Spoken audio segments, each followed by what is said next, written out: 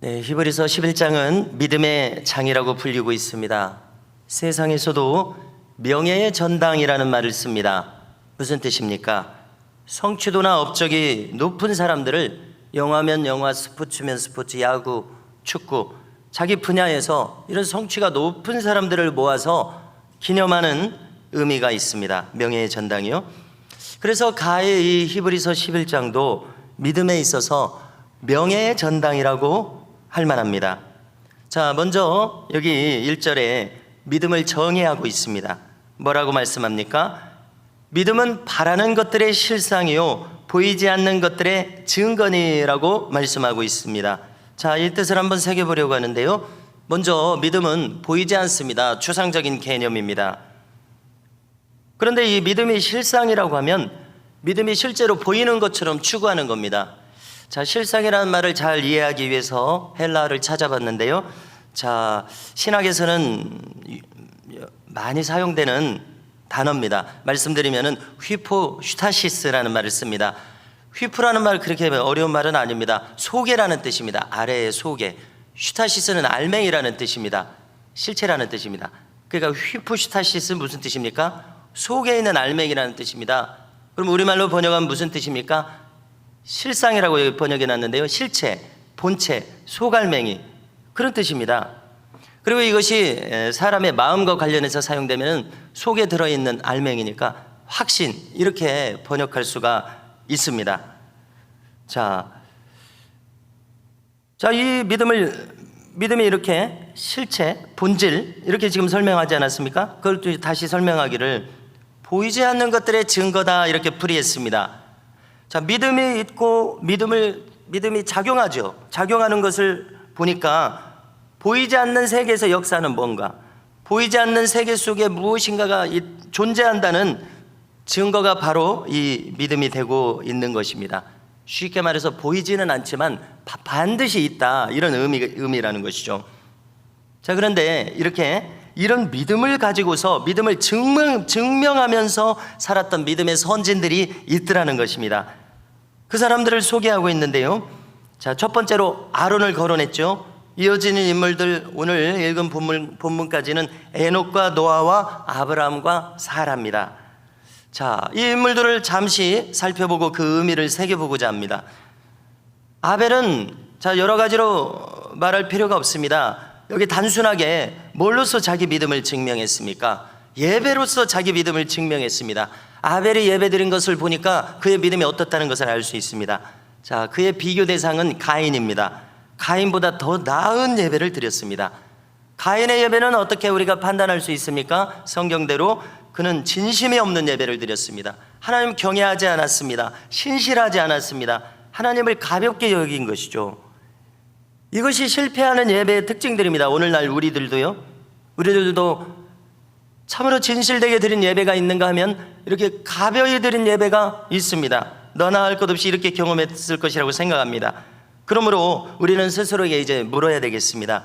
내가 드리는 예배가 매번 하나님께 상달되는 진실된 예배로 나아가고 있는가? 이런 질문을 나에게 던져야 되겠습니다. 나는 지금 이 시간을 그냥 흘려보내지 않고 진심으로 예배를 드리고 있는가? 그러면 이 예배는 순종으로 나타날 것입니다. 내 마음 드리는 헌신으로 나타납니다. 충성함으로 나타납니다. 두 마음을 품지 않습니다. 집중합니다. 그래서 예배 속에서 말씀을 통해서 기도를 하면서 찬송을 통해서 내가 깨우쳐질 때에 내 생각이 교정이 되고 있느냐는 것입니다. 하나님의 뜻에 의해서 내 생각이 교정이 되어야 됩니다. 예배에 이런 일이 일어나고 있습니까? 예배를 드리면서 자기가 지금 30대, 40대, 50대, 60대 자기가 평생 쌓아온 자기의 생각이 있습니다. 많은 나의 생각 중에 성경에 기초하지 않는 세상에서 내가 체득한 생각들이 있습니다.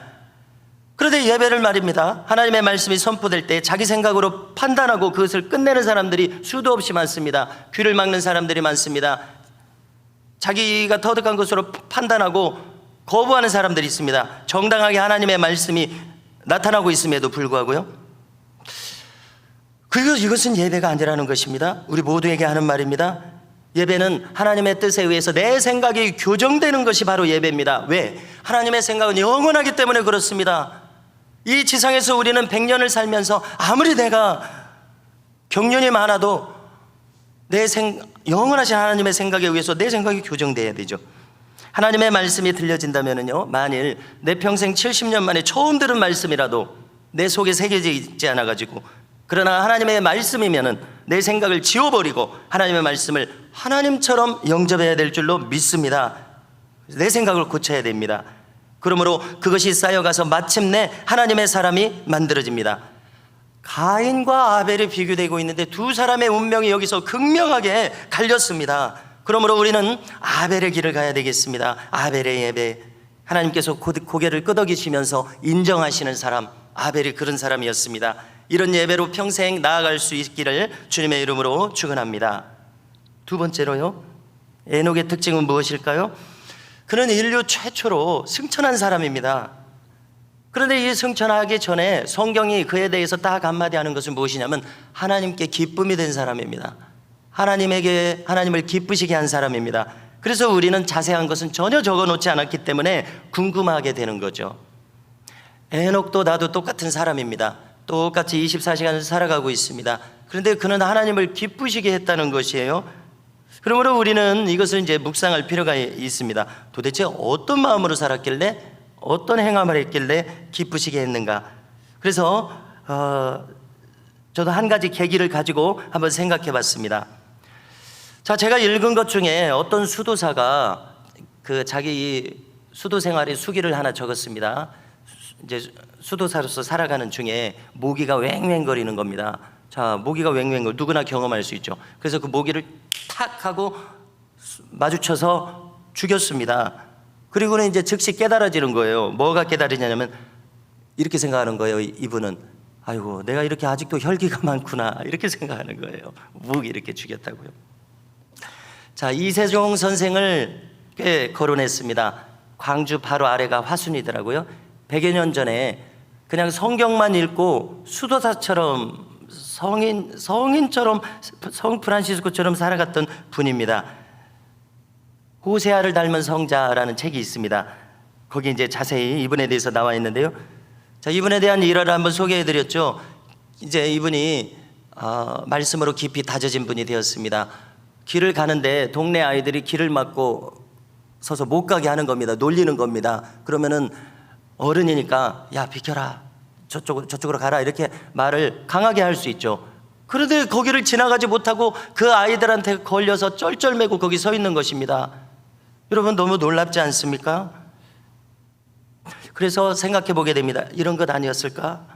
하나님을 기쁘시게 하는 자로 에녹이 살아갔다는 것은 이런 어떤 마음이 아니었을까 생각해 보게 됩니다. 막 어떤 상황을 당했을 때 즉시로 혈기를 발산하는 사람과, 무사람은 그냥 지나칠 만한 이 모기 잡는 것까지 자기가 혈기가 이렇게 살아있다고 감지하는 사람의 마음은 그 마음이 같을 수가 없을 것입니다. 그래서 이 내용을 대할 때 부끄러운 마음을 가지게 되죠. 깊이 생각하게 됩니다. 에녹이 순간순간 하나님을 기쁘시게 했다는 것은 순간순간 하나님의 마음이 무엇일지 헤아리는 이런 종류의 마음이 아니었을까, 이렇게 생각을 해보게 되는 것입니다. 신기하고 부러운 것은요, 자, 추측을 하게 되는데요, 그의 마음이 하나님의 마음과 온전히 일치하기 때문에 하나님께서 그를 기뻐하셨을 것이라는 추측이죠. 그래서 이제 더 이상 그를 지상에 두지 않고 아주 가까운 데 두기 위해서 승천시키기까지 하셨을 것이라는 추측을 하게 되는 것입니다. 그래서 가히 성경에서 최고의 인물 중에 하나가 바로 이 에녹이 아니겠는가 생각합니다. 6절은요, 그 어떻게 하나님을 기쁘시게 했는가 물을 때에 그것은 한마디로 어떻게 표현합니까? 믿음이 있었다고 이야기를 합니다. 자, 6절을 찾으셔서 함께 읽습니다. 시작. 믿음이 없이는 하나님을 기쁘시게 하지 못하나니 하나님께 나아가는 자는 반드시 그가 계신 것과 또한 그가 자기를 찾는 자들에게 상 주시는 이심을 믿어야 할지니라. 아멘. 그래서 에녹은 다른 한편 그의 믿음이 역사함으로 말미암아 내가 이렇게 믿음을 사용하면 하나님께서는 반드시 갚으신다는 그것을 철저하게 생각을 가지고 있었음을 알 수 있습니다. 그러므로 우리도 에녹을 닮아서 내 믿음을 행사함으로써 반드시 하나님은 이것을 인정해 주실 것이다, 반드시 어떤 역사를 주실 것이다, 이렇게 우리의 생각이 견고하게 서 있을 수 있기를 바랍니다. 세 번째로 노아는요, 행함으로써, 순종함으로써 그의 믿음을 증명했습니다. 방주를 짓는 데 있어서 세상 사람들이 대단히 조롱했을 것입니다. 전혀 신경 쓰지 않았습니다. 방주를 만드는 것을 미쳤다고 했을 것입니다. 당연하죠. 그런데 그는 전혀 신경 쓰지 않고 꿋꿋하게 계속 진행함으로써 세상을 정죄했다. 오늘 말씀이 그렇게 표현되어 있죠. 그의 행함으로 하나님을 대적하고 있는 세상을 정죄하는 행함을 했다는 것입니다. 우리에게 필요한 것이 이것입니다. 우리는 하나님과 교통하고 있기 때문에 하나님의 뜻이면은 다른 사람이 어떤 흔드는 소리가 나에게 들려와도 흔들리지 말아야죠. 그렇지 않습니까? 왜냐하면 우리 하나님과 연결되어 있기 때문에 그렇습니다. 사람들이 시집가고 장가가고 하는 중에 홍수가 일어났습니다. 예수님은요, 마태복음에서 뭐라고 하셨습니까? 똑같이 말씀하셨습니다. 노아의 때와 같다. 내가 재림할 때 노아의 때와 같다. 사람들이 시집가고 장가가고 직장생활합니다. 그런데요, 그 자체는 전혀 문제가 되지 않습니다. 우리도 그렇게 하고 삽니다. 그러나 하나님 없이 그냥 생활인으로 사는 것이 문제더라는 것입니다. 하나님 없이요, 시집가고 장가가고 그 자체가 문제가 아니에요. 그것만 하니까 문제가 되고 있습니다. 자, 우리도 경험하고 있습니다. 믿음을 가진 사람도 까딱하면 그냥 생활인이 돼버립니다. 저부터 마찬가지입니다. 시집가고 장가가고 집 사고 돈 벌고 그것이 전부인 사람, 깨닫지 못하는, 하나님을 알지 못하는 수많은 사람들이 이렇게만 살아가고 있습니다. 우리도 그렇게 전락하기가 쉽습니다. 하나님 없이 생활인으로 말입니다. 그렇지만 오늘 우리는 이 노아처럼 하나님을 경외하는 생활인으로, 믿음으로 순종하는 행함 있는 생활인이 될 수 있기를 간절히 소망하게 됩니다. 마지막으로 아브라함과 사라입니다. 아브라함이 지금의 이란 이라크가 있는 하란에서 부름을 받을 때 그의 나이가 75세라고 기록하고 있습니다. 그래서 우리는 노아 시대 이후에 이제 새로 인류가 퍼지지 않았습니까? 한 사람도 이야기하지 않습니다. 수많은 인류가 전 세계에 퍼졌겠죠. 우리나라 고대 역사학자들도 이제 그렇게 쭉 흘러와서 우리 한반도에 조상들이 들어와서 단군 시대를 열었을 것이다, 막 이런 얘기를 해요. 우리가 확인할 수 없는 얘기들이요. 전 세계에, 전 지구상에 사람들이 퍼졌습니다. 한 사람도 성경은 이야기하지 않습니다. 아브라함부터 성경이 시작되는 것을 알 수가 있습니다. 그러므로 우리는 아브라함을 주목해야 되죠. 그런데 75세 이전 이야기는 아무 이야기도 없습니다. 75세 때 하나님의 음성을 들었을 때부터 그의 이야기가 시작되고 기록되고 있습니다. 아브라함은요, 모세처럼 하나님과 직접 소통했던 사람입니다. 그래서 아브라함에 대해서는 하나님의 벗이라고 기록되어 있습니다. 친구와 같이 그렇게 언제라도 소통할 수 있는 사람 말입니다. 그래서 아브라함을 택하신 하나님께서 우리도 아브라함의 길을 오라고 우리도 택하셨다는 것입니다. 이 자리에 앉아 계신 저와 우리 모든 교우들께서는 아브라함처럼 택하셨다는 이 마음을 가질 수 있기를 바랍니다. 아브라함의 특징은 무엇입니까? 순종입니다. 하란에서 이제 떠나라는 하나님의 말씀을 들었을 때에 자기가 지금 내일 일을 알 수가 있나요? 모레 일을 알 수 있나요? 1년 후의 일을 알 수 있나요? 전혀 알 수 없습니다. 아무것도 알 수 없습니다. 갈 바를 알지 못했지만 떠나라고 하니까 떠났습니다. 우리도 마찬가지입니다.